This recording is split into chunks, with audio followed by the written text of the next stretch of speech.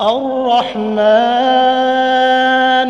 علم القرآن خلق الإنسان علمه البيان الشمس والقمر بحسبان والنجم والشجر يسجدان والسماء رفعها ووضع الميزان ألا تطغوا في الميزان وأقيموا الوزن بالقسط ولا تخسروا الميزان والأرض وضعها للأنام فيها فاكهة والنخل ذات الأكمام والحب ذو العصف والريحان فبأي